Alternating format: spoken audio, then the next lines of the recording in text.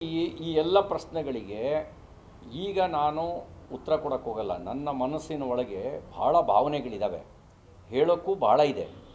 ಆದರೆ ಈಗ ನಮ್ಮ ಗುರಿ ಇರ್ತಕ್ಕಂಥದ್ದು ಮೋದಿಯವರು ಮತ್ತೊಮ್ಮೆ 3ನೇ ಬಾರಿ ಪ್ರಧಾನಿಯಾಗಬೇಕು ರಾಷ್ಟ್ರಹಿತದ ಕಾರಣಕ್ಕೆ. ಲೋಕಸಭೆ ಚುನಾವಣೆ ನಂತರ ಯಾರ್ಯಾರು ವಿಧಾನಸಭಾ ಚುನಾವಣೆಯಲ್ಲಿ ಹೇಗೆ ನಡ್ಕೊಂಡ್ರು ಈ ಎಲ್ಲ ಪ್ರಶ್ನೆಗಳಿಗೆ ಉತ್ತರ ಕೊಡೋಕ್ಕೆ ನನ್ನ ಹತ್ರ ಇದ್ದಾವೆ. ಲೋಕಸಭೆ ಚುನಾವಣೆ ನಂತರ ಭಾಳ ವಿಷಯಗಳು ಹೇಳೋಕ್ಕಿದೆ, ಹೇಳ್ತೀನಿ. ಈಗಲ್ಲ, ರಾಜಕಾರಣ ವೈಯಕ್ತಿಕ ನೆಲೆಯಲ್ಲಿ ಮಾಡೋದಾದರೂ ಕೂಡ ಲೋಕಸಭೆ ಚುನಾವಣೆ ನಂತರ. ಈಗ ಕೇವಲ ರಾಷ್ಟ್ರಹಿತ ಮಾತ್ರ, ಪಕ್ಷಹಿತ ಮಾತ್ರ. ರಾಷ್ಟ್ರಹಿತ ಮತ್ತು ಪಕ್ಷಹಿತದ ಕಾರಣಕ್ಕೆ ಭಾಳ ಸಂಗತಿಗಳನ್ನು ನುಂಗಿಕೊಳ್ಬೇಕಾಗತ್ತೆ, ನುಂಗ್ಕೊಂಡಿದ್ದೇವೆ.